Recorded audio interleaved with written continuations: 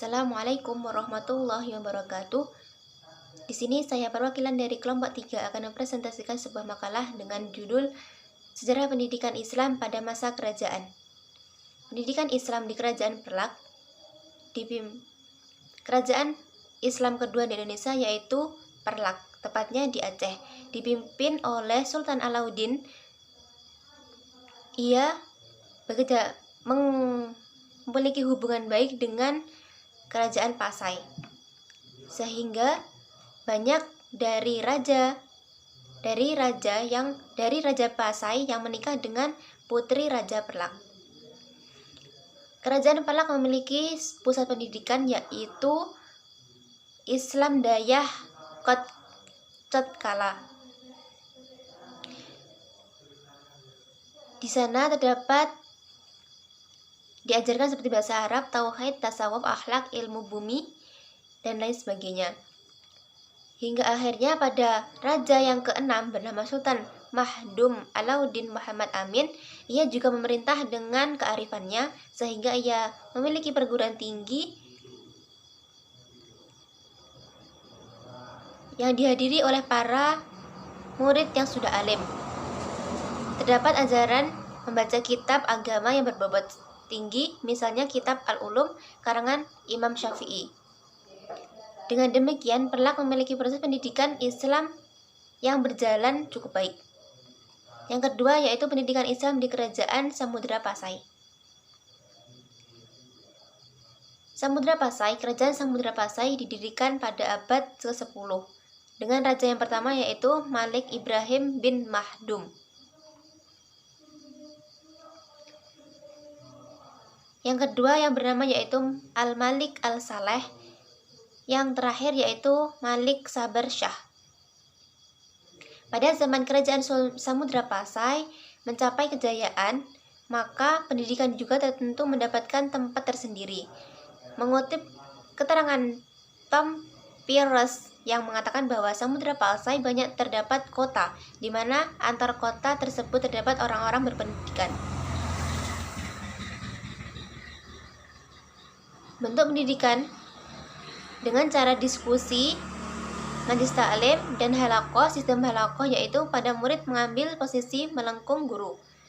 Guru duduk di tengah-tengah lengkungan murid dengan posisi seluruh murid menghadap ke guru.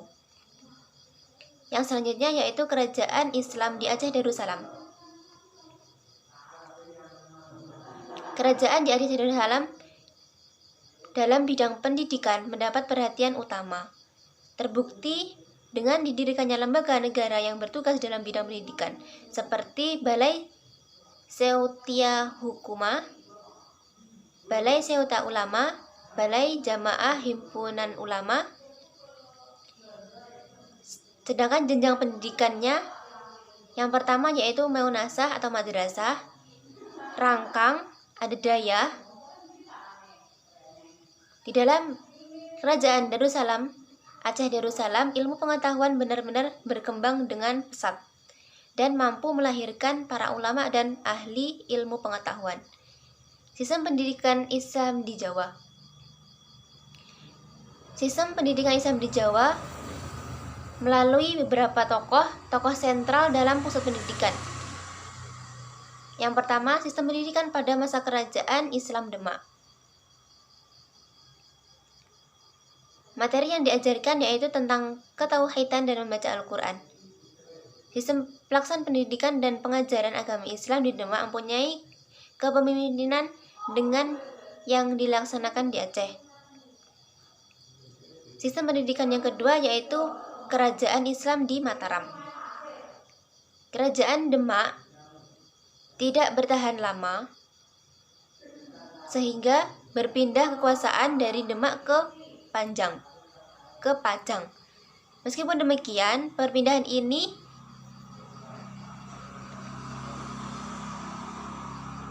tidak menyebabkan terjadinya perbedaan yang berarti terhadap sistem pendidikan.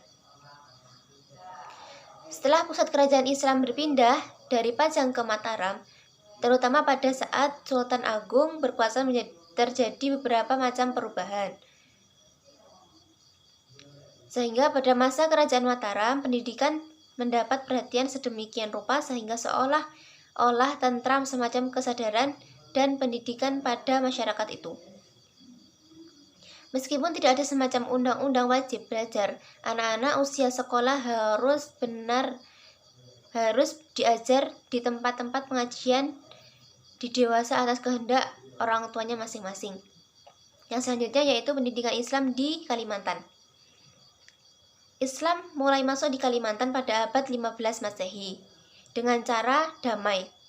Dibawa oleh mubalik dari Jawa yaitu Sunan Bonang dan Sunan Giri. Masing-masing mempunyai santri-santri di Kalimantan dan Sulawesi, Maluku. Perkembangan Islam mulai mantap setelah berdirinya kerajaan Islam di Bandar, masih di bawah pimpinan Sultan Suri-Shah tahun 1540 Masehi, bergelar Pangeran Samudra dan dibantu oleh Fatih Masih. Pada tahun 1710 di Kalimantan terdapat seorang ulama besar bernama Syekh Arsyad Al-Banjari di desa Kalampayah.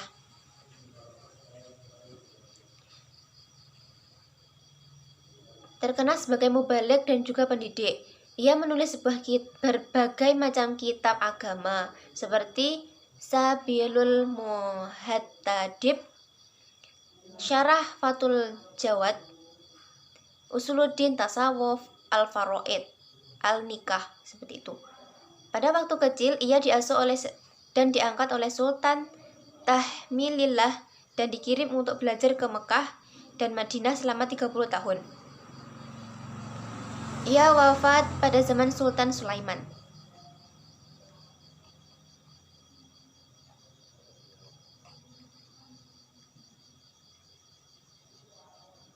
Sistem pengajaran kitab agama di pesantren Kalimantan sama dengan sistem pengajaran di kitab di pondok pesantren di Jawa, terutama cara-cara menerjemahkan ke dalam bahasa daerah.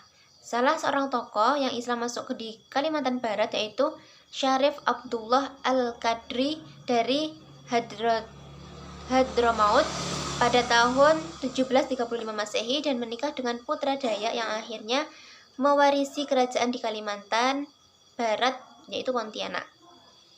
Salah seorang pejuang Islam lain di Kalimantan Selatan ialah Pangeran Antasari, lahir pada tahun 1790 Masehi. Ia adalah cucu dari Pangeran Amir putra Sultan Tahmidillah. Pendidikan Islam di Sulawesi. Kerajaan Islam dimulai adalah kerajaan kembar Gowatalo tahun 1605 Masehi. Rajanya yang pertama yaitu Malingkang Dayeng Mainyonri yang kemudian berganti nama dengan Sultan Abdullah Awwalul Islam. Pengaruh dari Gowa dan Talo dalam Islam sangat besar terhadap raja-raja kecil lainnya. Di antara ulama besar lahir di Sulawesi sendiri ialah Syekh Maulana Yusuf yang belajar di Mekah. Dari Sulawesi Selatan, agama Islam mengembang ke Sulawesi Tengah dan Utara. Islam masuk daerah Manado pada zaman Sultan Hasanuddin, di daerah Bolang Mangondo di Sulawesi Utara pada tahun 1560 Masehi, ke Gorontalo tahun 1612 Masehi. Terkenal dengan buku-buku lama di Gorontalo ditulis dengan huruf Arab. Pendidikan Islam sendiri adalah proses bimbingan terhadap peserta didik terbentuknya pribadi muslim yang baik.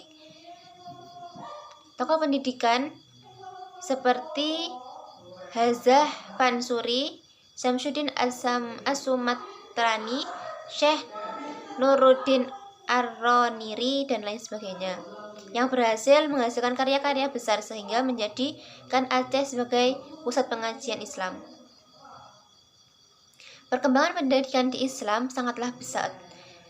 Berbeda pendapat dengan pemulaan Islam di Indonesia yang lain, bahwa kedatangan Islam pertama di Indonesia identik dengan berdirinya kerajaan Islam pertama di Indonesia. Mengingat bahwa pembawa Islam ke Indonesia adalah para pedagang, bukan tentara dan bukan pelarian politik.